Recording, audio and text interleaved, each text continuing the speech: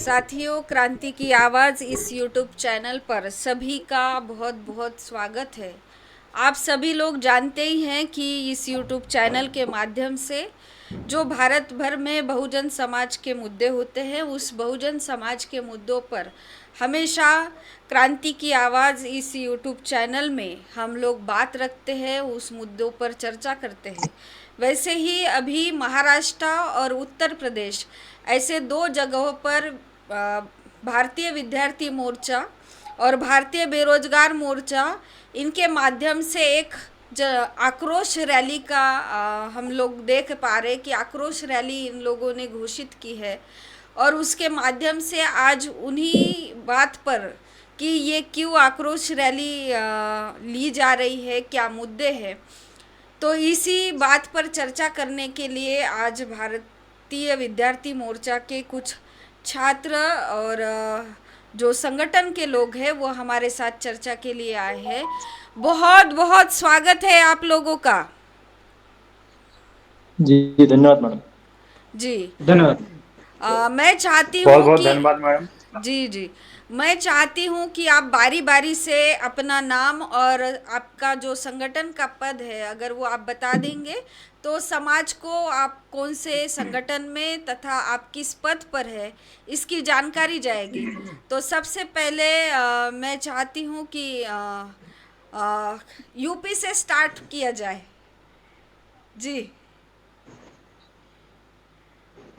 Mic on कीजिए, धन्यवाद mic. Madam. हाँ मेरा हाँ। नाम। जी बहुत बहुत धन्यवाद। पहले तो ओके। आपका जी, अच्छा ठीक है सुधांशु सर, मैं ऐसे बोल लेती हूँ सुधांशु सर, तो फिर आपको अच्छा होगा क्योंकि दोनों एक साथ बोलने से अच्छा है। हाँ ठीक है सुधांशु सर आप। ओके। जी जी जी मैडम। मेरा नाम सुधांशु मौर्य है। जी मैं भारतीय विद्यार्थी मोर्चा उत्तर प्रदेश प्रदेश अध्यक्ष हूँ। जी, प्रदेश अध्यक्ष है आप भारतीय विद्यार्थी मोर्चा के। जी जी, ठीक है बिल्कुल। सर। सुजीत सर है ना सर? माइक ऑन कीजिए, माइक ऑन जी कीजिए। मैम। हाँ, जी सबसे पहले तो आपके चैनल पे अभी आवाज आ रही क्या मेरी? हाँ सर। हेलो। हाँ हाँ हाँ, अभी हेलो, आवाज़ आवाज़ आ रही। आवाज आ पा रही है क्या? जी जी जी, जी। अभी और बंद हो सबसे गई। पहले तो मैं क्रांति की आवाज को धन्यवाद देना चाहता हूँ कि अपने चैनल पर हम लोग सभी साथियों को मौका दिया गया। हेलो। हाँ सर, आ रही हेलो, आ रही है आ रही है। अभी आवाज आ रही है क्या? जी जी हेलो। जी, आपकी आवाज़ आ रही है। सबसे पहले तो क्रांति की आवाज को धन्यवाद देना चाहता हूँ कि इस चैनल ने हम सभी साथियों को मौका दिया मौका दिया और मैं अपना परिचय देना चाहता हूँ। मेरा नाम सुजीत कुमार है और मैं भारतीय बेरोजगार मोर्चा का प्रदेश अध्यक्ष उत्तर प्रदेश लखनऊ से हूँ। जी धन्यवाद। जी, आ, भोसले सर। जी धन्यवाद मैडम। मेरा नाम जितेंद्र भोसले है। मैं भारतीय विद्यार्थी मोर्चा, यह जो राष्ट्रीय संगठन है, उस राष्ट्रीय संगठन का महाराष्ट्र राज्य का प्रदेश अध्यक्ष के तौर पर मैं कार्यरत हूँ। जी, आप सब लोग भारतीय विद्यार्थी मोर्चा और उसकी जो ऑफशूट विंग्स है उसके पदाधिकारी भी है। भारतीय बेरोजगार मोर्चा से सुजीत सर है और इन लोगों ने मतलब अपने हक और अधिकार की आवाज़ के लिए उसमें सबसे ज़्यादा शिक्षकों के भी हक है। मतलब जो आपका पॉम्पलेट हम देख पा रहे हैं उसमें विद्यार्थियों के साथ साथ आपने शिक्षकों के भी मुद्दे उठाए हैं। तो शिक्षक भी दूसरा तीसरा कोई नहीं होता, ये हमारे समाज से ही तो नौकरियां पाते हैं और हमारे समाज की नौकरियां ख़त्म करने के लिए शायद ऐसा किया है। तो आप सब लोग जो ये कर रहे हैं, तो हम 18 तारीख को यूपी में देख रहे हैं कि बहुत बड़ी विशाल मतलब जन रैली, महारैली का धरना प्रदर्शन भी है और जिसमें राष्ट्रीय पिछड़ा वर्ग मोर्चा भी पार्टिसिपेट कर रहा है। शायद राष्ट्रीय पिछड़ा वर्ग मोर्चा की कंबाइन है। तो पूरे देश भर में सब लोग आपके जैसे लोग कावड़ यात्रा पे जा रहे हो और आप मोर्चा की आंदोलन की तैयारी कर रहे हो। सुधांशु सर।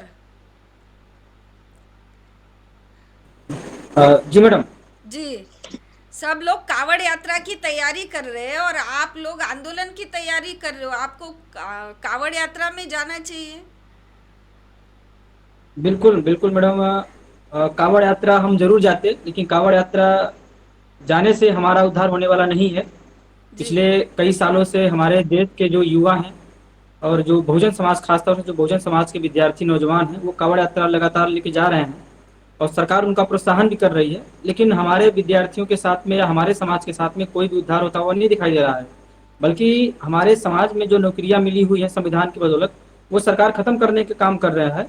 तो हम जैसे विद्यार्थियों ने ये संकल्प लिया है भारतीय विद्यार्थी मोर्चा के बैनर तले, भारतीय बेरोजगार मोर्चा के बैनर तले, कि हम लोग इस सिस्टम को बदलने का काम कर रहे हैं। इसलिए हम कांवड़ यात्रा पे विश्वास नहीं करते हैं, हम आंदोलन पे विश्वास करते हैं, जिससे हमारा हक अधिकार बचा जा सके। इसलिए हम लोग आंदोलन कर रहे हैं और 18 जुलाई 2025 को पूरे उत्तर प्रदेश में लगभग 25,000 लोगों को हम लोग लखनऊ लेके जा रहे हैं। वहाँ पे हम लोग प्रदेश व्यापी आंदोलन कर रहे हैं, क्योंकि हमारे साथ में जिस प्रकार से धोखा उत्तर प्रदेश सरकार दे रही है, उसका हम लोग मुंहतोड़ जवाब देना चाहते हैं। जी। अ, भोसले सर, नितिन गडकरी जी बोल रहे हैं कि विद्यार्थियों के लिए पैसे नहीं है, मतलब मुफ्त शिक्षा के लिए पैसे नहीं है। और 4,000 जो करोड़ रुपए है वो किसी धार्मिक सम्मेलन को पैसे देने के लिए वो मतलब दे रहे हैं। और आप लोग मतलब जो शिक्षा के लिए काम कर रहे हो, तो किस तरह ये आपकी जो राजनीतिक सत्ता के माध्यम से आप लोगों को शिक्षा से वंचित करने के लिए जो कार्यक्रम चलाया जा रहा है, तो आप ये रैली के माध्यम से क्या करने वाले?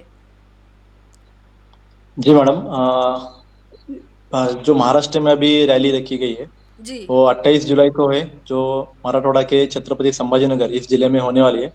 इस रैली में हमने लगभग 70 जो डिमांड है, जो 70 डिमांड लेकर हम उस रैली में जा रहे हैं।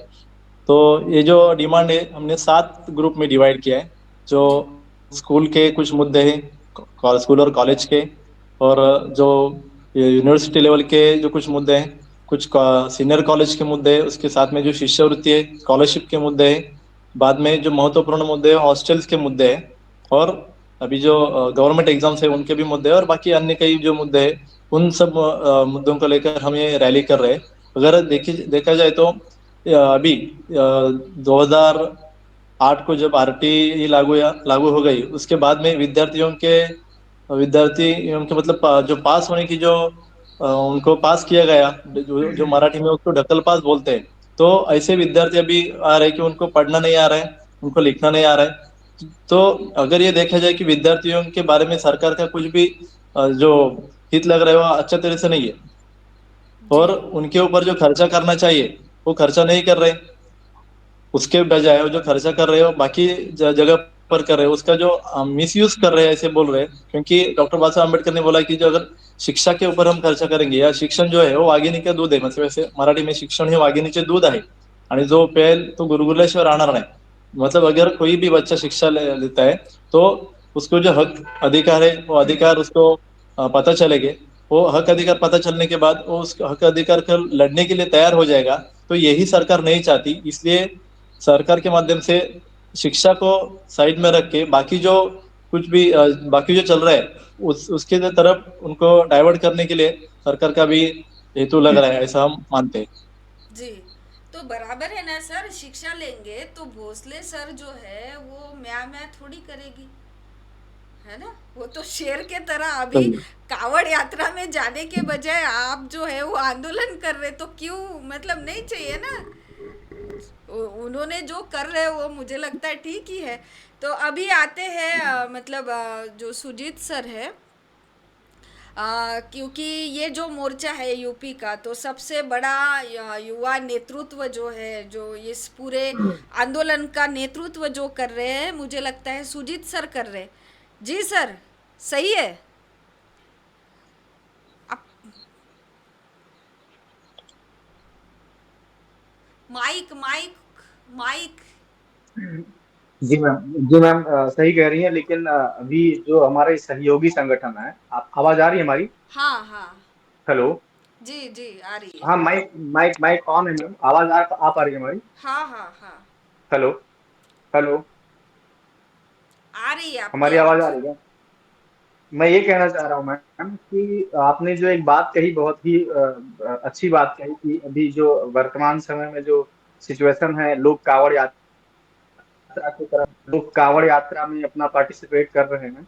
और जो हमारा संगठन है, भारत मुक्ति मोर्चा और राष्ट्रीय पिछड़ा वर्ग मोर्चा और भारतीय बेरोजगार मोर्चा, इस चिंता को जाहिर करते हुए उत्तर प्रदेश के 25,000 साथियों को एक साथ शिक्षा निदेशालय लखनऊ का घेराव करने के लिए और महारैली की तैयारी चल रही है, जो हम 18 जुलाई 2025 को 25,000 लोगों के साथ पहुंचने वाले हैं। तो इसको समझना पड़ेगा कि वर्तमान सरकार जो अभी शिक्षा से हमारे युवाओं को जो दूर करने की उनकी साजिश है, वो आज से ही नहीं चल रही है। जी उसकी साजिश जो है वो बहुत पहले से, ये साजिश के तहत इसकी प्लानिंग कर रहे थे वो लोग। जो आज 5,000 विद्यालय को मर्जिंग और बंद करने की जो उनकी प्लानिंग जो आज सफल हो पा रही है, जो ऐसी मतलब उन लोगों की तरफ से ऐसी योजनाएं जो हम लोगों को देखने को मिल रही हैं, कि वो 5,000 विद्यालय जो बंद कर रहे हैं, तो हमारे समाज के बच्चों को अशिक्षा की तरफ वो ढकेलना चाहते हैं। क्योंकि जब हमारे समाज में अशिक्षित लोग होंगे, तो कोई सवाल नहीं करेंगे। और मैं तो ये कहना चाहता हूँ कि अभी हमारे समाज के बच्चे और बड़े बूढ़े जो सामाजिक तौर पर जागृति जिनके अंदर नहीं है, वो खुद ब खुद कहना शुरू कर दिए हैं कि जनसंख्या बहुत ज्यादा है, तो बेरोजगारी इसलिए है। तो जनसंख्या मुद्दा नहीं है। बाबा साहब डॉक्टर भीमराव अम्बेडकर साहब ने हमको संविधान में जो पढ़ने का हक अधिकार दिया है, और जो प्राथमिक विद्यालय तक फ्री शिक्षा का जो संविधान में जो ऐसे ऐसी चीजें डाली है बाबा साहब ने, तो अभी जो ब्राह्मणों द्वारा जो शासित सरकार वर्तमान की है, जी उसके द्वारा हमारे समाज में अशिक्षित समाज की संख्या बढ़ाना चाहते हैं। उसके तहत, प्लानिंग के तहत, ये वर्तमान की सरकार स्कूलों को बंद करने का काम कर रही है। और ये सिर्फ उत्तर प्रदेश में ऐसा हो रहा है, ऐसा मानना जाना गलत है, क्योंकि ये अभी शुरुआत है। अभी तो 5,000 विद्यालय बंद किए जाने वाले हैं, और बहुत ही जल्द जो है इसकी संख्या बढ़ जाएगी, क्योंकि अभी 4 दिन पहले की न्यूज है कि जी उन स्कूल्स की भी मॉनिटरिंग शुरू हो गई है, कि जिन स्कूल्स में 100 से कम विद्यार्थी हैं, जी उनकी भी लिस्ट तैयार की जा रही है। तो बहुत जल्द ही जिस स्कूल में 100 से कम विद्यार्थी हैं, उसमें जो है उनको भी फाइंड आउट किया जाएगा।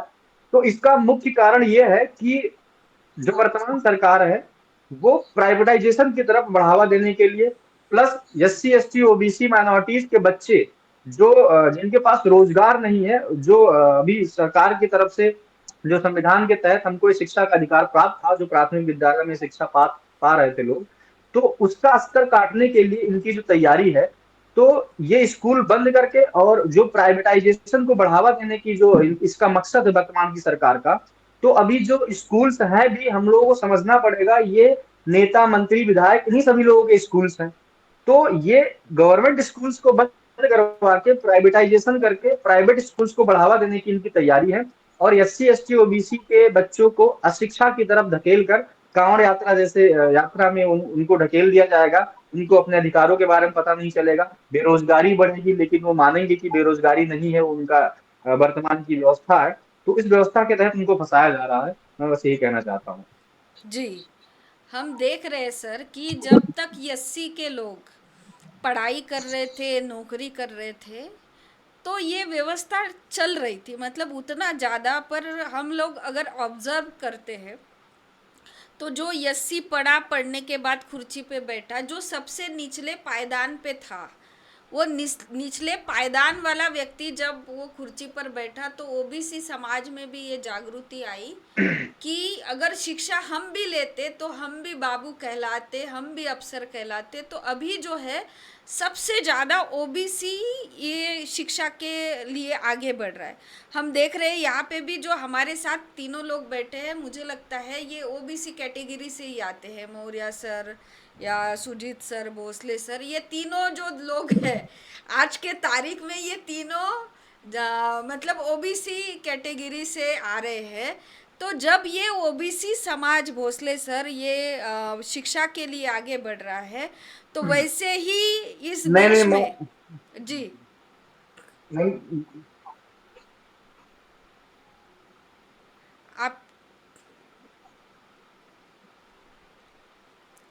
उनकी आवाज लेट आ रही है शायद। हाँ वो सुजीत सर अब कहना मैं चाह रहे ये हैं कि कहना मैं चाहता हूँ एससी कि मैं एससी समुदाय से समाज हूँ से तो आता हूँ। जी, अभी तो एससी हम के लोग एक एक ही है और ओबीसी एक के ही दो हमारी है धारा जैसे। है, हम जय मूल निवासी अच्छा का अच्छा। नारा है। हाँ हाँ हाँ। हेलो, अभी ठीक है, आवाज आ रही है करेक्ट मेरी? करेक्ट करते अब हैं। आवाज आई मैम? हाँ जी हाँ जी। तो आपका जो है ना लेट साउंड आ रहा है सर। तो हाँ यहाँ पे ये एक एससी है, वैसे बताना नहीं चाहिए पर जी अभी जी। भी अभी मेजोरिटी मेरी जो है। आवाज आ रही क्या? हाँ, अभी तो भी जो मेजोरिटी है वो ओबीसी की है, भोसले सर आवाज है। आ रही है? जी, आपकी लेट आवाज आ रही सर। आप बोल पहले रहे हैं और बाद में आपकी आवाज आ रही है।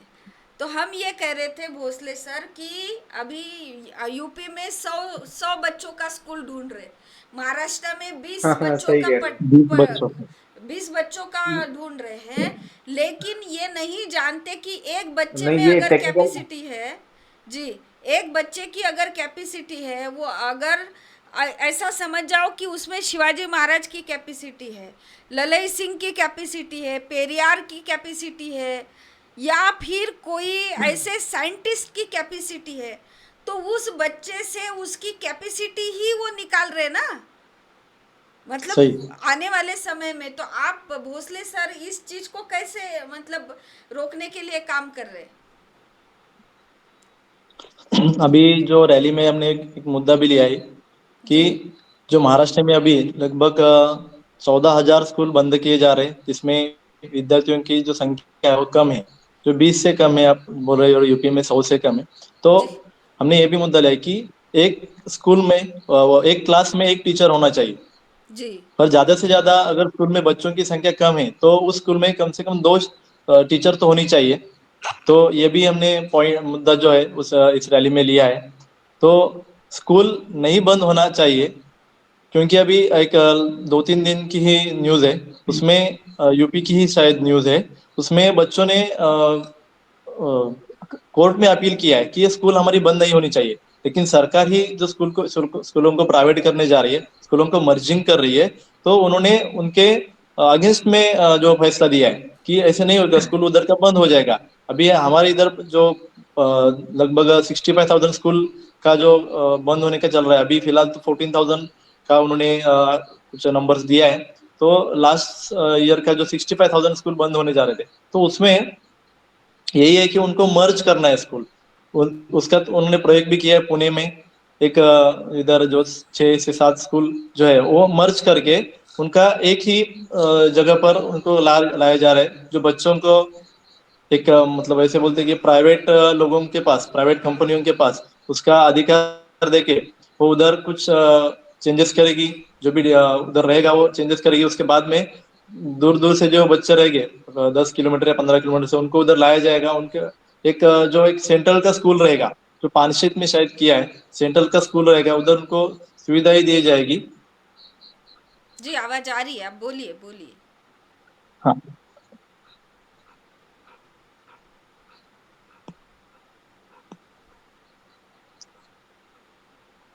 जी एक कॉल था मैडम एक। हाँ, अभी आ रही है आवाज? जी हाँ, तो उन्होंने ऐसा प्रयोग किया है। तो वो पहले क्या करेंगे, जो आजू बाजू के 10-15 किलोमीटर के जो बच्चे हैं उनको उधर प्राइवेट व्हीकल प्रोवाइड करके लाया जाएगा। लेकिन ये कब तक चलेगा? अगर आप मतलब हिस्ट्री देखे जाए तो ये कुछ दिनों तक चलता है। तो जी, जियो के सिम जैसा। हाँ, फ्री हाँ में पहले मुफ्त में दे जाएंगे, बाद में जो बच्चों का है वो स्कूल का अधिकारी निकल जाएगा। तो ये मतलब व्यवस्था लाने का उनका प्लानिंग है। और जो प्राथमिक शिक्षक है, प्राथमिक शिक्षक उनका भी जो कॉन्ट्रैक्ट की भर्ती अभी कर रहे हैं, उन्होंने पहले क्या किया कि अभी जो रिटायर्ड शिक्षक, रिटायर्ड टीचर है, तो रिटायर्ड टीचर को ही उन्होंने 2 साल के लिए और ज्वाइन किया। जो हाई स्कूल के टीचर रह गए या प्राथमिक स्कूल के टीचर रह गए, वो रिटायर्ड होने के बाद उनको और पेमेंट देके, कम पेमेंट देके उनको लाया गया। उसके बाद में जो शिक्षण सेवक करके एक लाया गया, और कॉन्ट्रैक्ट भर्ती लाएगी। तो इसमें से क्या करे, जो स्टूडेंट को टीचर प्रोवाइड नहीं कर रहे, और उनका एक ही मकसद है कि स्कूल, सरकारी स्कूल जो है बंद करना। अगर बंद नहीं करना है तो उनको प्राइवेटाइजेशन करना, और उनकी जो जमीन है, जो वो जमीन वो सरकार के नाम पे, वो प्राइवेट एजेंसी के नाम पर करना। तो उनका ये मकसद चल रहा है। और हम अगर गांव में स्कूल रहेगा तो जो पूरा इन्वायरमेंट है वो इन्वायरमेंट वैसे रहेगा, बच्चों के पास पढ़ाई के बारे में सब चर्चा चलती रहेगी और जो माहौल रहेगा वो माहौल अच्छा रहेगा। लेकिन ये स्कूल, गांव में स्कूल बंद करके अभी हमारे इधर ऐसी मतलब बहुत सारे गांव में स्कूल ही बंद है, तो स्कूल बंद होने की वजह से उधर जो जो माहौल रहता है स्कूल का वो नहीं है। उसकी वजह से बच्चों को जो मतलब उनका ग्रोथ होना चाहिए, ग्रोथ नहीं हो रहा है। तो अगर गांव में स्कूल रहेगा तो गांव का भी ग्रोथ हो जाता है, तो ये बंद हो नहीं जा रहा है। तो सरकार ये मतलब षड्यंत्र पूर्वक कर रही है ऐसा लग रहा है। जी तो इससे हमने बहुत सारे ऐसे मुद्दे लिए जो स्कूल स्कूल बंद नहीं होना चाहिए, उनका प्राइवेटाइजेशन बंद नहीं होना चाहिए, प्राइवेटाइजेशन जो कर रहे हैं वो नहीं होना चाहिए। ये सब मुद्दों को लेकर हमने रैली रखी गई है। जी। नहीं, लेकिन जब 62,000 स्कूलों का महाराष्ट्र का मुद्दा आया था और आप लोगों ने बहुत बड़ा मतलब एक प्रोग्राम भी लिया था, लोगों को बताया था, यहाँ तक कि टीचर हमने लोगों को भी। प्रोग्राम लिया था। जी। टीचर लोगों को भी बताया था आप लोगों ने, लेकिन हमारे लोग जो है ना, वो मुझे लगता है कि कसाई जो है पहले कौन सा बॉयलर वाला मुर्गा काटेगा, फिर हम्म, कोई दूसरा जो मुर्गा मुर्गी वो काटेगी। उठाएगा। हाँ। तो हम्म, ऐसे नंबर वाइज पूरे स्टेट के लोग इंतजार कर रहे क्या कि भाई अभी महाराष्ट्र का हुआ, फिर मतलब अभी यूपी का नंबर, फिर बिहार का नंबर। तो ये सारे सरकारी स्कूलों में एससी एसटी ओबीसी के बच्चे पढ़ते हैं, और एससी एसटी सही। ओबीसी बच्चों के लिए ये जो स्कूल है वो अगर सिम के जैसा, चलो हम जियो की सिम लगाए, फ्री थी तब तक लिए फिर फेंक दिए, वो बात अलग है। क्या स्कूल का मामला ऐसा हो सकता है? फिर तो हमें अपने बच्चों के लिए क्या 8 से 10 12 घंटे का जॉब अभी 16 16 20 20 घंटे का कर दिया। करना है तो करो, नहीं तो मत करो, ये वाला जो सिस्टम है सुधांशु सर, तो आप इसको कैसे फेस करते हैं? जी मैम, इसमें जो समस्याएं चल रही हैं वाकई में वो बहुत ही खतरनाक हैं। और जिस तरीके से सरकार पूरे देश भर में ये स्कूल कॉलेज बंद कर रहे हैं, ये केवल यूपी की बात ये नहीं है, महाराष्ट्र की बात नहीं है। ये आने वाले समय में देश के जितने भी राज्य हैं सब जगह स्कूल कॉलेज बंद होंगे। और अभी केवल प्राथमिक विद्यालय बंद हो रहा है, लेकिन इसके बाद अभी हम देखेंगे तो प्राथमिक के साथ साथ जो डिग्री कॉलेज है उसको भी बंद किया जाएगा, क्योंकि बीजेपी की तो हमेशा से मंशा रही है कि जो विश्व लेवल के ज्ञान है विश्वविद्यालय उनको बंद किया जाए। जैसे कई बार उन्होंने तो जामिया मिलिया इस्लामिया विश्वविद्यालय, दिल्ली विश्वविद्यालय को उन्होंने विरोध किया। जी इलाहाबाद विश्वविद्यालय को लगातार विरोध करते हैं कि यहाँ से जो निकलते हैं बच्चे वो आतंकवादी होते हैं। तो इनकी मंशा ये है कि पूरे देश में सिस्टम, जो एजुकेशन सिस्टम है उसको बंद करने का है। वो आज से इनका नहीं है, जब से बीजेपी आरएसएस बनी है तब से वे पूरे देश में इस तरीके से कब्जा करके बैठे हैं। वो शिक्षा को खत्म करना चाहते हैं। उन्होंने मनुस्मृति के आधार पे एक तो इस देश के मूल निवासियों को पढ़ने लिखने नहीं दिया, लेकिन जैसे ही बाद में हमारे महापुरुषों ने संघर्ष किया, 108 साल संघर्ष के बाद हमको संविधान मिला। उस संविधान में हमको आर्टिकल 21A के तहत हमको अनिवार्य शिक्षा दिया गया कि 14 वर्ष से बच्चों के नीचे सभी अनिवार्य शिक्षा रहेगा। लेकिन बीजेपी के पेट में तभी से मरोड़ था और वो आरएसएस के लोग तब से ही काम कर रहे थे। आज वो इस पर पूरी तरीके से कब्जा कर चुके हैं, वो काबिज हो रहे हैं। इसके पीछे कारण ये है कि जिन कर्मचारी हमारे बहुजन समाज से जो निकले, जो पढ़ने लिखने के बाद उनको नौकरियां मिली, उन लोगों को इस समाज में जागरूकता फैलानी चाहिए थी। उन लोगों को इस जो मैं कहूंगा कि जो काले कानून है, जो काले सरकार है, जो काले कानून है, इनके जो मंशा है उसके विरोध में इनको काम करना चाहिए था। लेकिन वो काम नहीं किए, जिसकी वजह से आज इस पूरे देश को भुगतना पड़ रहा है। लेकिन भारतीय विद्यार्थी मोर्चा, भारतीय युवा मोर्चा, भारतीय रोजगार मोर्चा, ये जो काले कानून है या फिर जो हमारे पूर्व के जो लोग हैं वो काम नहीं कर पाए, उसको आज हम लोग करने के लिए पूरी तरीके से हम लोग अग्रसर हैं। और हम लोग इस पूरे काले कानून का विरोध करते हैं। और हम लोग जब तक ये कानून वापस नहीं होगा तब तक हम लगातार विरोध करते रहेंगे, क्योंकि यह देश हमारा है। इस देश पे कुछ 3% लोगों का कब्जा, अनियंत्रित कब्जा हो गया, जिसकी वजह से हमको तमाम प्रकार की समस्याएं पैदा की जा रही हैं। कभी बेरोजगारी पैदा की जा रही है, कभी स्कूल बंद कर दिया जा रहा है, कभी दूसरे मुद्दे खड़े कर दिया जा रहा है। तो ये बार बार हम लोगों को मुद्दों को लेकर डाइवर्ट किया जा रहा है। लेकिन उनके पास अनियंत्रित पैसा है, अनियंत्रित उनके पास शासन प्रशासन में भी हिस्सेदारी है। इस प्रकार से हम लोगों को दबाया जाता है। लेकिन मैं यही कहूंगा कि विद्यार्थी, युवा, बेरोजगारों को कोई दबा नहीं सकता। खासतौर से जो लीडरशिप करने वाले जो विद्यार्थी, युवा और जो छात्र संगठन एससी एसटी ओबीसी के हैं, उनको कोई नहीं दबा सकता, क्योंकि हम लोग जो लीडरशिप है वो बिकाऊ लीडरशिप नहीं है।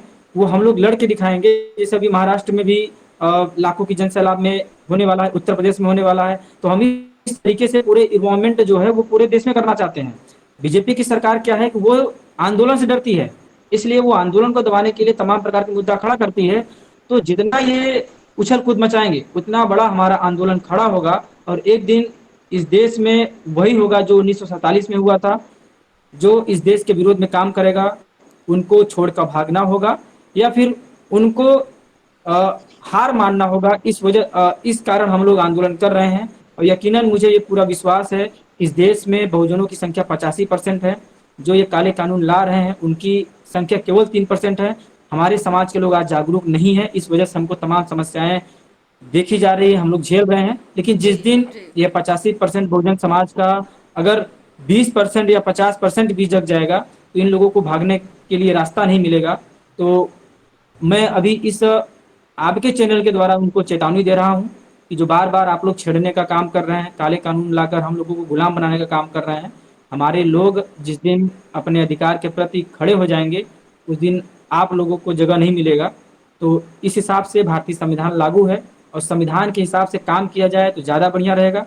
वरना भीमा कोरेगांव का युद्ध सब लोग जानते हैं, इतिहास एक में गौरवशाली है, वो दोहराया जा सकता है। इसके लिए कोई नहीं, अभी इतिहास को देखा जाए तो अभी हाल में ही बांग्लादेश में नहीं, हुआ, आप पढ़ाई अफगानिस्तान में पढ़ाई हुआ, के साथ श्रीलंका साथ में हुआ। भीमा कोरेगांव की तो तैयारी नहीं कर रहे? बिल्कुल मैडम, बिल्कुल किया जाएगा। हम एक हाथ में कलम भी चलाएंगे, हम पढ़ेंगे भी और लड़ेंगे भी। अच्छा, हम केवल पढ़ेंगे नहीं, सम्राट हम मौर्य के जो पढ़ने भी के साथ वंशज, साथ लड़ाई लड़ाई भी करेंगे, सम्राट जो भी लड़ेंगे लड़ाई मौर्य भी, के संविधान और वो वंशज की लड़ाई हैं। भीमा कोरेगांव की तरह जो होगा। जी जो भी लड़ाई रहेगी वो संवैधानिक लड़ाई रहेगी। जी जी जी क्योंकि जी हम संविधान को मानने वाले लोग हैं, और संगठन भी संविधान के तौर पर कार्य करता है। अभी जो रैलियां सब रैलियां का जो प्लानिंग है वो भी संविधान पूर्वक ही नहीं, रहेगा। संविधान ये उसमें भी ऐसे कहता कुछ नहीं है होगा। डिफेंस में, संविधान ये भी कहता है डिफेंस में अगर आप कर रहे हो तो डिफेंस करना ये हर एक व्यक्ति का मतलब वो अधिकार है डिफेंस नहीं, करना। मुद्दा मुद्दा जी हमारा मैडम ये है कि जी हम संवैधानिक तरीके से जो हम रैली की तैयारी कर रहे हैं, 18 जुलाई को ऐसे महाराष्ट्र में चल रहा है। इसी तरीके से अभी आप हिटलर के बारे में जानते हैं, पूरी दुनिया जानती है कि जी जब एक तानाशाह की तानाशाही जब बढ़ जाती है तो कोई राजनीतिक पार्टी छोटे राज्य स्तर की और मोहल्ले लेवल की कुछ नहीं कर सकती है। तो जो ये समस्या वर्तमान में जो पैदा किया जा रहा है भारत देश में, ये समस्या राष्ट्रीय लेवल पर खड़ी हो जा रही है। तो जी जब राष्ट्र लेवल पर समस्या खड़ी हो जाएगी तो भारत देश के 85% जो भी युवा बेरोजगार SC ST OBC माइनॉरिटीज वर्ग के लोग हैं, वो एक साथ एक मंच पर जब आ जाएंगे तो हिटलर को जैसे हराने का काम वहां की लोकल जनता ने किया था, उसी तरीके से यहाँ की जो भी तानाशाह सरकार वर्तमान की है और जो भी ऐसे काले कानून ला रही है उसके खिलाफ में डट कर हम सामना करेंगे और उसको हरा देंगे। तो हमारी तैयारी संवैधानिक तरीके से पूरी तरीके से तैयारी हो चुकी है, और सरकार को पता है कि ये हमारा संगठन जो है वो राष्ट्रव्यापी संगठन है, जी और हम राष्ट्रव्यापी आंदोलन की तैयारी कर रहे हैं। क्योंकि जी हमें ये बखूबी पता है, हमारे संगठन के माध्यम से बहुत पहले से इसकी चेतावनी भी दी जा रही थी, और इसी वजह से लाखों लोग हमारे साथ जुड़े भी। और जी आज जो हम 25,000 लोगों का जो महामोर्चा जो रैली के लिए लेके जा रहे हैं लखनऊ में, शिक्षा निदेशालय के घेराव के लिए, तो वो लोग ऐसे नहीं तैयार हुए। उन जी लोगों ने अपनी समस्याओं को समझा और संगठन की ताकत को समझा। क्योंकि ये जो राष्ट्र लेवल की समस्या पैदा करने वाले लोग हैं, उनके सामने कोई राष्ट्र लेवल का संगठन ही उसको चुनौती दे सकता है। तो जी हमारा जो संगठन है वो राष्ट्र लेवल का संगठन है, क्योंकि हमारी समस्या जो है वो राष्ट्र लेवल की समस्या है। जी तो और एक बात मैं और ये कहना चाहता हूँ आपको कि अभी जो ये हो रहा है, ऐसे काले कानून निरंतर जो SC ST OBC मूल निवासी समाज के विरोध में जो ऐसे काले कानून लाए जा रहे हैं, और संविधान के माध्यम से जो हम सभी को अधिकार मिला है उसका जो हनन किया जा रहा है, जी उन लोगों को मैं एक बात बताना चाहता हूँ कि अगर जैसे सुधांशु सर ने बोला कि अगर बहुत जल्दी उन्होंने अपने अंदर सुधार नहीं लाए और ऐसे हमारे 85% लोगों के खिलाफ ऐसे काले कानून लाने का काम किया उन लोगों ने, तो ये जो अभी हम लोग प्रदेश स्तर पर हम लोग जो अलग अलग प्रदेशों में जो आंदोलन कर रहे हैं, वो राष्ट्रव्यापी आंदोलन हम लोग रोड पर उतार देंगे लोगों को। और जब हमारे हमारे लोग उतर आएंगे तो फिर आपको सच में भागने का कोई रास्ता नहीं मिलेगा। और मैडम एक बात और कहना चाहता हूँ, मैं मेरे दिमाग में अभी है, मैं उसको बता देना चाहता हूँ जी। कि ये जो स्कूल्स को बंद करने का मुद्दा है, ये छोटी साजिश नहीं है, ये जी। बहुत बड़ी साजिश है। जैसा अभी सभी साथियों ने बताया कि शिक्षा को खत्म करने के बाद उस शिक्षित समाज के दिमाग में ये बात ही नहीं आ पाएगी कि जो शिक्षा ना होने की वजह से कितने प्रकार की समस्याओं का सामना करना पड़ सकता है। जैसे पहला मुद्दा है बेरोजगारी, और बेरोजगारी की वजह से लोग जो है किसी भी काम को करने के लिए तैयार होंगे। अभी जो सरकार ये जो शिक्षा को जो स्कूल्स को मर्जिंग बंद करने का जो नया रवैया अपना रही है, तो उसमें सरकार का कहना यह है, सरकार की तरफ से एक्सक्यूजेज ये दिए जा रहे हैं कि उसमें जो स्टूडेंट्स हैं, विद्यार्थी हैं, वो नहीं आ पा रहे हैं, उनकी संख्या कम है और उनका उनको पढ़ाने के लिए जो खर्च है वो ज्यादा हो रहा है। जी। तो सरकार की इस चालाकी को आपके चैनल के माध्यम से जो जो भी साथी देख रहे होंगे उनको बताना चाहता हूँ, सरकार की एक प्रकार की ये चालाकी है, क्योंकि सरकार ने अनावश्यक कार्यों में जो प्राथमिक विद्यालय के टीचर्स हैं उनको जानबूझकर, जैसे इलेक्शन के टाइम पर इलेक्शन में ड्यूटी लगा देना, है ना, मतलब जो एक टीचर का जो काम होता है उस काम के दायरे को मतलब उससे हटा करके इन्होंने अदर कामों में फंसा दिया। अब जो लोग अपने बच्चों को नहीं भेज रहे हैं प्राथमिक विद्यालयों में, उसका कारण ये भी है क्योंकि उनके गार्जियन को ये लगने लगा कि जो सरकारी स्कूल्स हैं उसमें जो है पढ़ाया नहीं जा रहा है और पढ़ाई नहीं हो रही है, तो इसकी वजह से उसमें विद्यार्थियों की संख्या कम हो गई। और जब विद्यार्थियों की संख्या कम हो गई तो ये इनकी सोची समझी साजिश थी। पहले जो पढ़ाने वाला है उसको फंसा दिया जाए, वो पढ़ा ना पाए, और इसके बाद जब बच्चों के माँ बाप बच्चे की शिक्षा को लेकर उनकी दक्षता के बारे में, उनकी एजुकेशन लेवल के बारे में जांचे, तो उनको लगेगा कि हम अगर सरकारी स्कूल में बच्चों को भेज रहे हैं तो वहां पर उनको शिक्षा नहीं मिल रही है। तो उन्होंने क्या किया, प्राथमिक प्राथमिक विद्यालय से कुछ डाइवर्ट किया कि अभी प्राइवेट स्कूल्स की तरफ, या घर पे बिठा दिया, पढ़ाई नहीं पा रहे क्योंकि जो गरीब तबका है वो तो पढ़ाई नहीं पा रहा है। अभी जो जी। बोल रहे हैं कि सेंट्रलाइज कर देंगे, 4 5 6 10 15 गाँव के बीच में एक कॉम्प्लेक्स कॉन्सेप्ट पे ये स्कूल खोलेंगे, और इनकी मंशा है कि ये अपने जो उद्यमी मित्र हैं, इनके बिजनेसमैन अडानी अंबानी जैसे लोग, इनको ये मॉडल ऐसा स्कूल बनाएंगे कि 15 किलोमीटर के रेंज में एक स्कूल खुलेगा। तो जो स्कूल खुलेंगे, जो अभी 500 मीटर की दूरी पे अपने बच्चों को भेजने में असमर्थता जताते हैं परिवार के लोग, जैसे उनके फादर मान लो कहीं प्रदेश कमाने चले गए हैं, तो 500 मीटर भी भेजने में उनको समस्या होती है, तो वो 15 किलोमीटर या 10 किलोमीटर कैसे भेज पाएंगे। ये सब कारण है, जो ये कारण पैदा कर रहे हैं कि अशिक्षा की तरफ कैसे बढ़ेंगे। अभी बहुत से लोग कह सकते हैं कि स्कूल्स में तो भेजा जा सकता है, अगर मान लो कंबाइंड स्कूल खुल जाएगा 10 15 किलोमीटर के रेंज में, लेकिन जो ट्रांसपोर्टेशन की समस्या आएगी, उनके पास खाने के पैसे नहीं है, आप कैसे वो गाड़ी बुक कराएंगे प्राइवेट, वो अपने बच्चों को नहीं भेजेंगे। तो ये ऐसा माहौल बना देना चाहते हैं कि अगर स्कूल खुला भी रहेगा तो लोग नहीं जाएंगे। तो ये जो तैयारी मूल निवासी विरोधी जो इसका मतलब सरकार है है कर आप रखा ये कह रहे हैं, जैसे आपने जितनी भी बातें बताई, मुझे ऐसे लगता है उसका मतलब ये है कि सबसे पहले ये जान लो कि अज्ञान से क्या होता है। तो अज्ञान से दुख का निर्माण होता है। बेरोजगारी क्या है, ये एक प्रकार का दुख है, लेकिन सभी प्रकार का दुख, चाहे वो बेरोजगारी हो, आपका जीवन का स्तर निचले पायदान पे हो, और जितनी भी सारी समस्या है वो दुख है।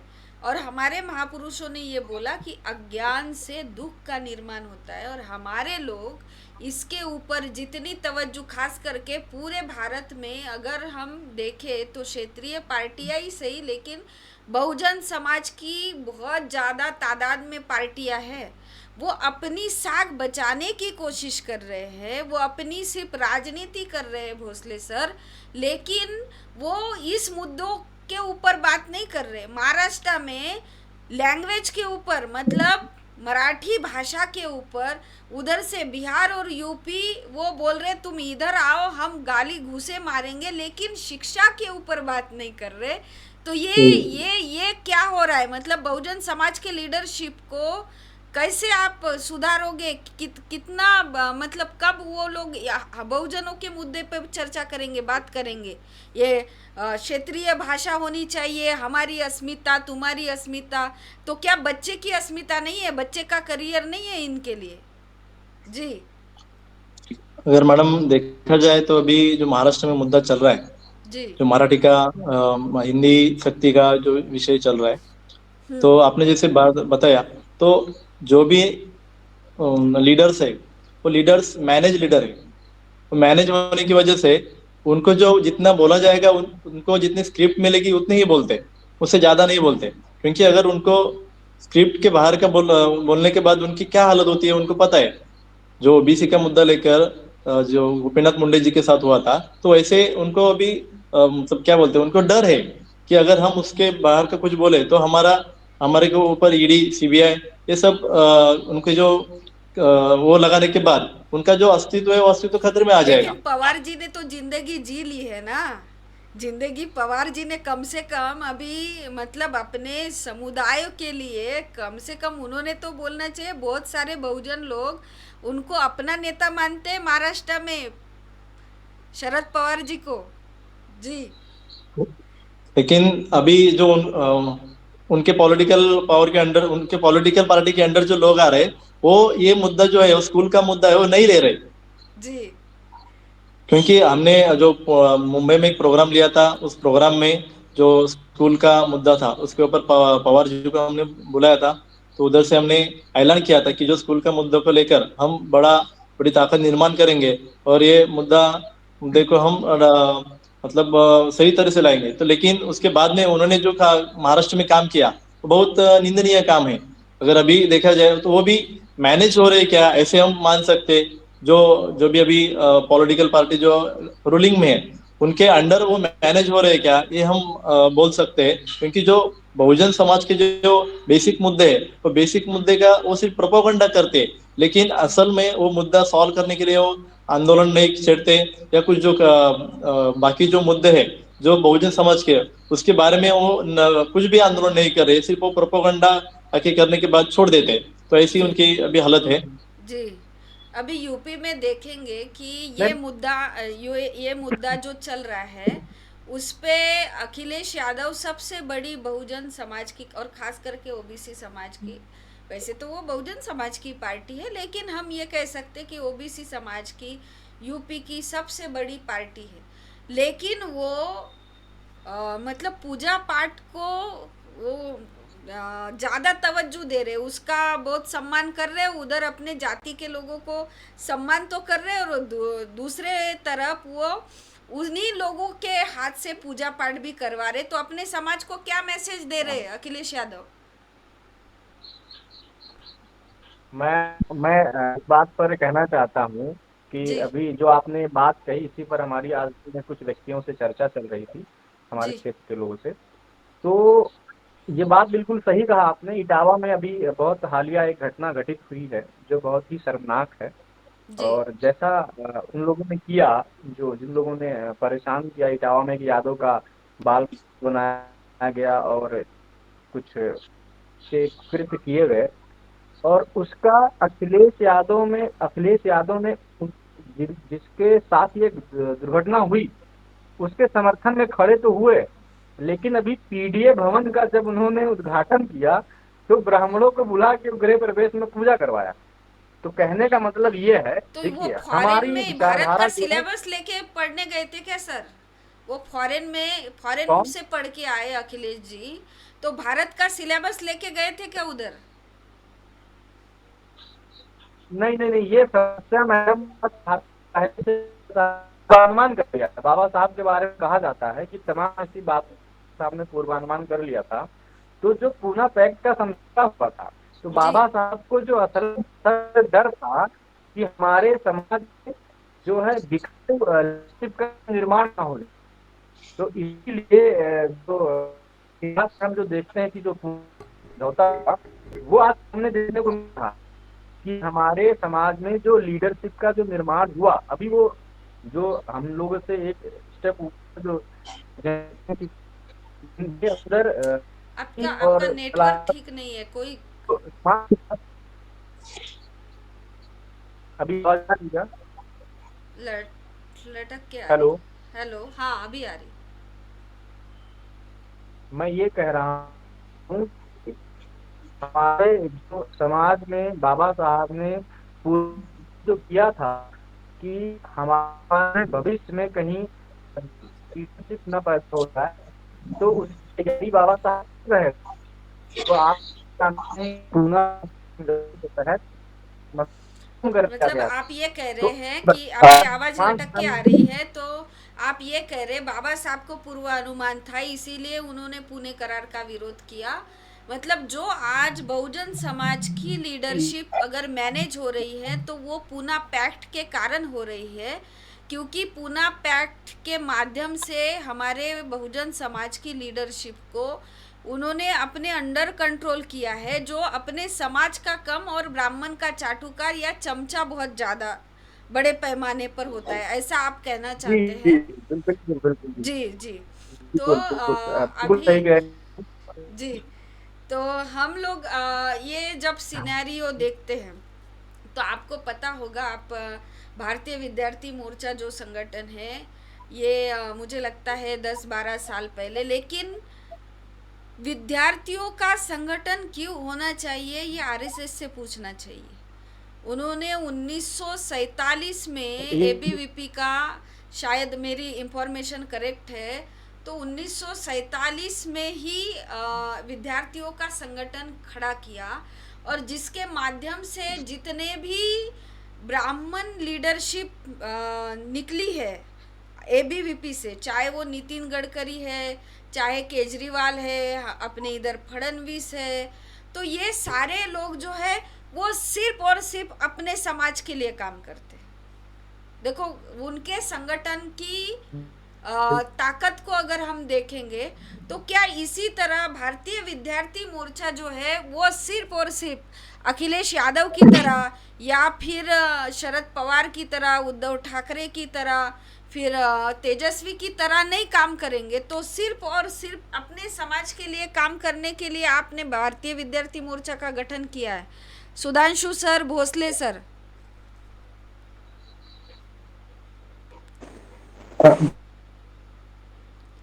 पहले सुधांशु सर बोलिए, फिर उसके ऊपर भोसले सर बोलिए। जी जो गठन किया गया उनका काम ही सिर्फ यही है, ओबीसी और धन परिवर्तित जो अल्पसंख्यक हैं। ओके मैम, आवाज आ रही है? हाँ, आवाज आ रही है। Okay okay. तो जो भारतीय विद्यार्थी मोर्चा काम कर रहा है वो केवल एससी एसटी ओबीसी और माइनॉरिटी के लिए काम कर रहा है। ये ब्राह्मणों के लिए काम नहीं कर रहा है, क्योंकि ब्राह्मणों के पास तो अपना एक संगठन है, उनके तमाम प्रकार के संगठन है, एनयूसीवाई है, एबीवीपी है और कम्युनिस्ट के हैं। उनके जो संगठन है वो एससी एसटी ओबीसी के विद्यार्थियों के साथ में अगर अत्याचार होता है तो उनका वो काम नहीं करते हैं। तो एससी एसटी ओबीसी का ये जो राष्ट्रव्यापी संगठन है भारतीय विद्यार्थी मोर्चा, भारतीय युवा मोर्चा, भारतीय रोजगार मोर्चा, केवल अपने मूल निवासी बहुजन समाज के लिए ही काम कर रहे हैं। और वो अखिलेश यादव की तरह या फिर शरद पवार की तरह या फिर लालू यादव की जीत की तरह वो भेदभाव नहीं कर रहे हैं कि नहीं ये हमारे समाज है। अच्छा, मैंने एक चीज इसमें ये भी देखा, खासतौर पे जो हमारे बहुजन समाज में जो अलग अलग जाति के संगठन हैं वो अपने लोगों को क्या कहते हैं, जैसे जाति को समाज बना लेते हैं। जैसे बोलते हैं कि पासी समाज, चमार समाज, मौर्य समाज, यादव समाज। वो समाज नहीं, वो जाति है। उनको जी जाति का नाम टैग लगा के बोलना चाहिए, लेकिन वो समाज कहते हैं। तो उनको आज तक ये नहीं समझ आया कि समाज क्या है, जाति क्या है, तो वो क्या भला करेंगे। तो हम लोग ये बताने का काम कर रहे हैं, आप लोग जो जाति का नाम लो, वो समाज नहीं है, वो जाति है।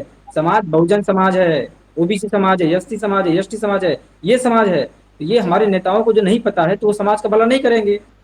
तो इस तरीके से हम पूरे देश में केवल एससी एसटी ओबीसी और माइनॉरिटी जो समाज है, जो बहुजन समाज है, उसके लिए हम लोग काम कर रहे हैं। और हमारी लड़ाई केवल यही रहेगी, हम किसी प्रकार से समझौता नहीं करेंगे, उद्देश्य समझौता नहीं करेंगे। और हमारे जो विचारधारा है वो फूले साहब अम्बेडकर का विचारधारा है, इसमें हम मिलावट नहीं करेंगे, क्योंकि जिन्होंने मिलावट किया है उसका इतिहास आप लोगों ने देखा है।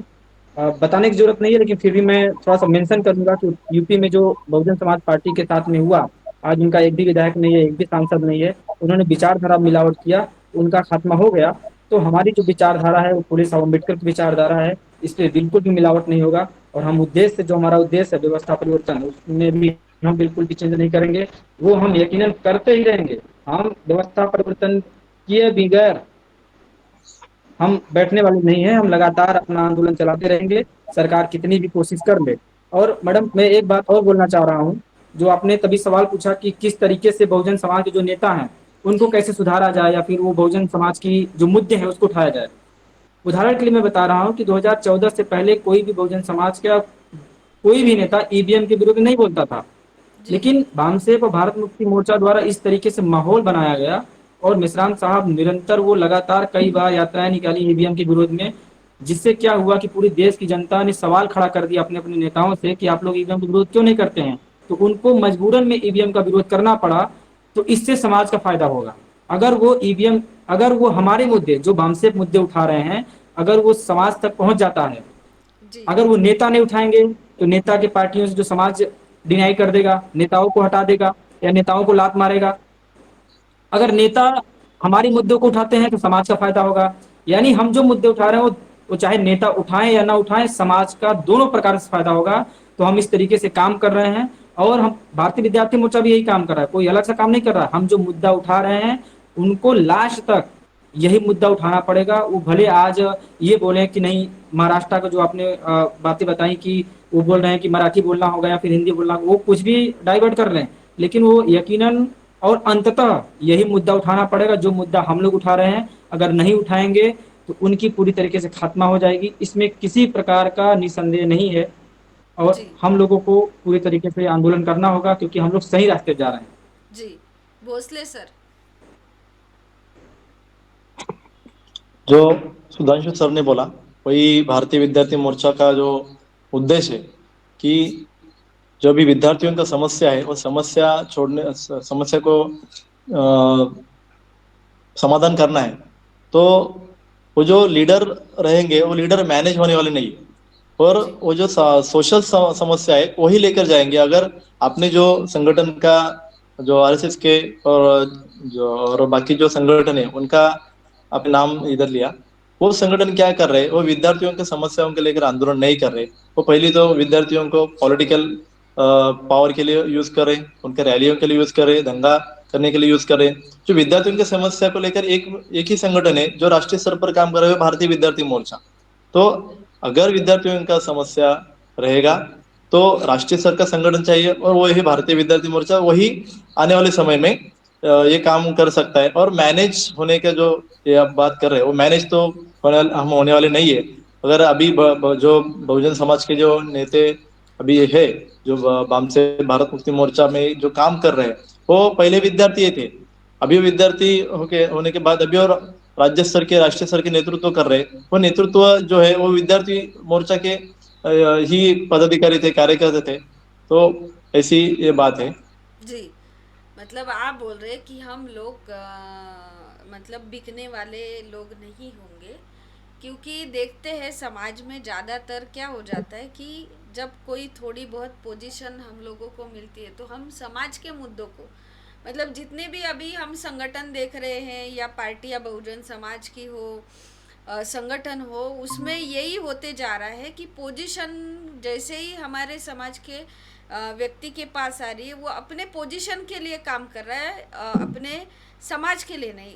उसके विपरीत अगर हम देखेंगे कि फडणवीस का गडकरी जी के साथ नहीं पटता, गडकरी जी का मोदी के साथ नहीं होता जमता, मोदी जी का आडवाणी के साथ नहीं जमता, फिर भी एक समाज के लिए वो एक खड़े रहते, क्योंकि वो मुझे लगता है वो एबीवीपी से आए। बहुत सारे लोगों को पता नहीं होगा लेकिन वो एबीवीपी से आए, और इसीलिए मैंने आपसे ये सवाल पूछा कि मतलब आप ऐसा करेंगे क्या। तो उन्होंने मतलब संगठन विद्यार्थियों का निकाला और विद्यार्थियों की आज के तारीख में समस्या ही समस्या पैदा हुई। अगर उन्होंने संगठन निकाला जी, अगर संगठन निकाला है तो फिर उनकी समस्या नहीं चाहिए थी एबीवीपी की। तो आज आपने जो भारतीय विद्यार्थी मोर्चा का संगठन निकाला और जिसके माध्यम से बेरोजगारों को रोजगार मिले, इसलिए बेरोजगार मोर्चा भी निकाला, तो आप क्या करना चाहते हैं? संगठन निकाल के समस्या और बढ़ाना चाहते? क्योंकि ये इतिहास है, एबीवीपी ने संगठन बनाया और पूरा एजुकेशन पूरा खत्म, नौकरियां खत्म। तो भारतीय विद्यार्थी मोर्चा के माध्यम से आप समस्या बढ़ाना चाहते हो या ये सारी पूरी समस्या खत्म करना चाहते हो? जी सुजीत अगर सर। आपने देखा तो जी हाँ महाराष्ट्र में अभी हाँ महाराष्ट्र में भी भारतीय विद्यार्थी मोर्चा के माध्यम से जो आरोग्य विभाग की जो भर्ती है उसका आंदोलन जनवरी 2024 से हम कर रहे थे। तो उसका नतीजा ये निकला कि पहले जो आरोग्य विभाग में जो कर्मचारी भर्ती थी वो नहीं होती थी, वो निकालने के लिए भारतीय विद्यार्थी मोर्चा ने उसको मुद्दा मुद्दा लाया, उसका आंदोलन किया। वो होने के बाद जो एग्जाम चल रही थी, एग्जाम में जो फ्रॉड हो रहे थे उसके विरोध में भी भारतीय विद्यार्थी मोर्चा ने ही आंदोलन किया। और पिछले साल लगभग भारतीय विद्यार्थी मोर्चा और आरएमबीके जो संगठन है, राष्ट्रीय मूल्य से बहुजन कर्मचारी संघ, दोनों ने मिला के जो आरोग्य विभाग में महाराष्ट्र के 3,000 से ज्यादा विद्यार्थियों साढ़े को 3,000 से नौकरी ज्यादा, मिलने के हाँ। लिए आंदोलन किया। तो ये जो भारतीय विद्यार्थी मोर्चा ने आंदोलन किया उसके बदौलत जो सामान्य लोग थे, सामान्य जो गरीब लोग थे, उनको भी नौकरी मिली है। तो ये जो अचीवमेंट है, वो अचीवमेंट से आप जान सकते हैं कि हम क्या कर रहे हैं, हम क्या करना चाहते हैं। और अभी जो आपने पैम्पलेट देखा होगा जो महाराष्ट्र के रैली का, उसमें 70 मुद्दे में जो विद्यार्थियों की अभी समस्या है वो समस्या लेकर काम कर रहे हैं। हमारा उद्देश्य जो है वो ये व्यवस्था परिवर्तन करना है। जो समस्या है, समस्या को छोड़ना है, समस्या नहीं होनी चाहिए। अगर संगठन है, संगठन जो समस्या नहीं छोड़ेंगे तो लोग हमारे साथ नहीं आएंगे, तो संगठन एक दिन बंद हो जाएगा। लेकिन हम जो अभी काम कर रहे हैं, 2011 अप्रैल 2011 को संगठन का निर्माण हुआ, उसके बाद में लगातार जो एक ही संगठन है जो राष्ट्रीय स्तर के SC ST OBC माइनॉरिटी ऐसे जो सामाजिक समूह है, उनका एक में वो भी संगठन है जो अभी देश में कार्यरत है, जो विद्यार्थियों के समस्या को लेकर काम कर रहा है और निरंतर काम कर रहा है। ऐसे नहीं कि अभी महाराष्ट्र में इस मंथ में रैली है, लेकिन पिछले साल भी बहुत सारे आंदोलन हुए, अभी जनवरी से बहुत सारे आंदोलन है। रिसेंटली जो महाराष्ट्र के एक जिला पुसद जिले में जो हॉस्टल का मुद्दा है, हॉस्टल में अच्छा सा खाना नहीं मिल रहा था, उधर आंदोलन हुआ। जो विद्यार्थियों के डॉक्यूमेंट्स थे वो डॉक्यूमेंट्स नहीं मिल रहे थे, उनको फीस के लिए कंपल्सन किया कर रहे थे, तो उसके बारे में विद्यार्थियों का आंदोलन किया। मतलब हॉस्टल के मुद्दे है, स्कूल के मुद्दे, उनके स्कॉलरशिप के मुद्दे। महाडीबीटी का जो रहेगा, आपने देखा होगा, जो स्कॉलरशिप के लिए उन्होंने क्या किया था, ऑनलाइन पोर्टल में जी। एक पॉइंट लाया था कि अगर आपको स्कॉलरशिप नहीं चाहिए तो राइट टू गिव अप, ये ऑप्शन लाया था। अगर आपको स्कॉलरशिप नहीं चाहिए तो आप उधर जाके क्लिक करें। अभी मान लो कि आपको स्कॉलरशिप ही नहीं चाहिए, तो आप उस ऑनलाइन पोर्टल पे क्यों जाएंगे और अप्लाई करेंगे? तो ये बात तो क्लियर है। लेकिन उन्होंने जानबूझकर वो ऑप्शन लाया और विद्यार्थियों का नया होने की वजह से जो उन्होंने वो क्लिक कर दिया, तो उसका मतलब है उन्होंने स्कॉलरशिप सरेंडर कर दिया। ऐसे लगभग 4,000 से ज्यादा विद्यार्थी थे, तो उनका जो right to give up option निकाल के उनको स्कॉलरशिप मिलने के लिए लास्ट ईयर जून में भारतीय विद्यार्थी मोर्चा ने आंदोलन किया और बहुत सारे विद्यार्थियों को स्कॉलरशिप मिल गई। तो ऐसे निरंतर समाज में एक ही संगठन है जो विद्यार्थियों के मुद्दे और बाद में जो स्पर्धा परीक्षा है, स्पर्धा परीक्षा के मुद्दे, ये भी पॉइंट हमने अभी लिया है। जो भी महाराष्ट्र में देखा जाए तो जो जितने भी सिविल सर्विसेज है, वो क्लास C की, क्लास D की जो है, वो उन्होंने प्राइवेट एजेंसी के दिया है। जो 9 प्राइवेट एजेंसी उसके ऊपर कार्यरत है, उसमें TCS और IBPS ये 2 एग्जाम ले रहे। तो एक वो भी मुद्दा लिया है कि अगर हम देखे जाए तो पहले 2000 से पहले ज्यादातर लोगों के पास जानकारी नहीं थी जो सिविल सर्विसेज है। अभी उसका बहुत सारा प्रोपेगेंडा हो रहा है। तो अगर हमारे लोग SC ST OBC माइनॉरिटी के लोग अगर उसमें भी पार्टिसिपेट कर रहे हो, एग्जाम दे रहे, उन्होंने क्या किया, वो प्राइवेट एजेंसी को कॉन्ट्रैक्ट दे दिया। वो देने के बाद जो हर एक एग्जाम की फीस है वो 1,000 रुपीज फीस रखी है। तो जितने भी एग्जाम रहेंगे उसके 1,000 रुपीज भरने के बाद जो बच्चे पढ़ाई कर रहे हैं उनके पास पैसा कहाँ से आएगा? तो ये एक मुद्दा है कि उसका मिनिमम फीस होना चाहिए। नहीं तो ये जो कॉन्ट्रैक्ट दिया है वो कॉन्ट्रैक्ट हटा के MPSC ही ये एग्जाम जो है कंडक्ट कर रहे। तो ये भी पॉइंट हमने उसमें लिया है। तो ऐसे कई सारे मुद्दे हैं, हम उन मुद्दों को देखते लेकर हैं हम कि अभी जो रैली बच्चे कर रहे हैं। एग्ज़ाम के लिए जाते हैं, आप कभी देखना जब एग्ज़ाम की डेट रहती है, वो जनरल में या फिर ऐसे कोच में चढ़ जाते हैं, और आप कैसे कैसे बेचारे बच्चे जो स्ट्रगल करके, जो SC ST OBC समाज के लोग कितना जद्दोजहद कर रहे हैं, और ये सारी परिस्थितियाँ हम लोग देख पा रहे। तो हम चाहते हैं कि आप अपने जो आंदोलन छेड़ा है आपने, उसकी अपील करें, क्योंकि हमारे पास, हम भी एक लिमिटेड समय लेकर यहाँ पे चर्चा करते हैं। तो हम चाहते हैं कि अभी आप अपनी जो है वो पुरजोर अपील करे समाज को हमारे चैनल के माध्यम से, जितने भी दर्शक हैं उनको ये बात पहुँचे। और जो पेरेंट्स है, क्योंकि देखिए मैं पेरेंट्स के लिए एक बात कहना चाहती हूँ, बच्चा आपके घर में पैदा ज़रूर हुआ होगा, लेकिन पूरे दुनिया में जिस देश में बच्चा पैदा होता है, वो बच्चा पैदा होने के बाद वो पेरेंट्स का नहीं, वो देश का बच्चा होता है। और हमारे यहाँ पे देश का बच्चा ये सोचते ही नहीं, ये मौर्य का बच्चा है, ये पासी का है, ये भोसले का है, या मतलब जो भी ये 6,500 जातियों का बच्चा है, ऐसा सोचते। तो ये सोच तभी ख़त्म होगी जब देश फर्स्ट प्रायोरिटी पे रहेगा। अभी देश फर्स्ट प्रायोरिटी पे नहीं है, अभी जो है वो मतलब अपना वंश, अपना रेस जो है ना, वो फर्स्ट प्रायोरिटी पे है कि हमें इस देश पे सिर्फ शासन करना है। ये शासन करना चाहते, लेकिन ये लोग मतलब अपने देश के प्रति प्यार मोहब्बत जो होनी चाहिए, तो ये आने वाले समय में आप करेंगे। इसलिए आप अभी जो है सभी से अनुरोध है कि आप अपील कीजिए, और फिर हम लोग कंक्लूड की तरफ जाएंगे। जी,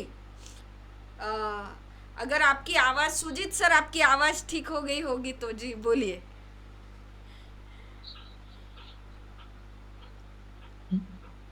नहीं आ रही शायद आवाज। हेलो, आवाज आ रही क्या?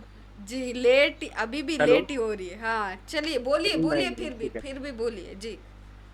मैं ये कह रहा हूँ कि एक बहुत इम्पोर्टेंट बात आप लोगों ने कही अभी, कि लीडरशिप पे ट्रस्ट करने वाली बात। जी कि मतलब जैसे आप तमाम नेताओं का, आप लोगों ने लीडरों का नाम लिया, जो बिकाऊ लीडरशिप की तरफ उनको हम लोगों ने केंद्रित किया। तो अभी हमारी जो लीडरशिप है, भारतीय विद्यार्थी मोर्चा, भारतीय युवा मोर्चा, भारतीय बेरोजगार मोर्चा, इस लीडरशिप पर भारत देश के सभी एससी एसटी ओबीसी और माइनॉरिटीज के लोग को ट्रस्ट करना चाहिए। और क्यों करना चाहिए उसके पीछे का मैं कारण बताना चाहता हूँ, जो शायद मेरी समझ से बहुत ही महत्वपूर्ण मुद्दा है।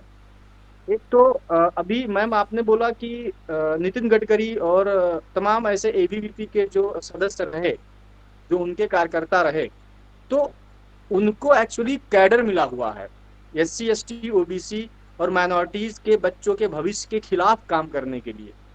तो वो प्रशिक्षित हैं इस चीज के लिए। और हम सभी साथी भारतीय विद्यार्थी मोर्चा के प्रदेश अध्यक्ष उत्तर प्रदेश के, जैसे माननीय सुधांशु मौर्य सर हैं, और जितेंद्र सर है महाराष्ट्र से, और मैं सुजीत कुमार भारतीय मोर्चा प्रदेश अध्यक्ष। तो हम सभी साथी जो है कैडराइज है, प्रशिक्षित हैं अपने समाज के प्रति। और कोई भी भारत देश में एससी एसटी या मूल निवासी की कोई भी ऐसी पार्टी, कोई संगठन नहीं है जो अपने कार्यकर्ताओं को प्रशिक्षित करता हो, जिनको ट्रेनिंग देता हो। तो हम सभी ट्रेनिंग की वजह से हमारे अंदर जो लीडरशिप का निर्माण हो रहा है, वो ट्रेनिंग का नतीजा है। तो मैं तो अभी ये अपील करना चाहता हूँ उत्तर प्रदेश के सभी साथियों से, और जो भी भारत देश के कोने कोने तक जहाँ तक ये आवाज जा रही हो, क्योंकि ये एक बहुत ही अहम मुद्दा है, शिक्षा से दूर रखने का, शिक्षा से वंचित करने का मूल निवासियों के बच्चे को। तो अभी हम सभी साथियों को एक साथ आकर के भारतीय विद्यार्थी मोर्चा, भारतीय बेरोजगार मोर्चा, भारतीय युवा मोर्चा और भारत मुक्ति मोर्चा, जिस भी वर्ग से आते हैं, उन सभी साथियों को हम सभी के साथ जुड़कर इस आंदोलन में साथ देना चाहिए। क्योंकि शिक्षा ही, ऐसा कहा गया है कि वो शेरनी का दूध है, जो जितना पिएगा वो उतना दहाड़ेगा। तो अभी तो वो बात ही खत्म हो जाएगी, जब स्कूल बंद हो जाएंगे तो शिक्षा मिलेगा नहीं। तो शिक्षा जब मिलेगा नहीं तो हम अपना हक अधिकार किससे मांगेंगे?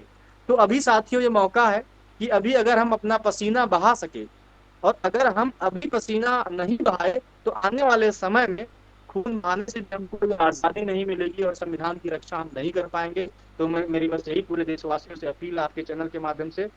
बहुत बहुत धन्यवाद मैम। जी, सुधांशु सर।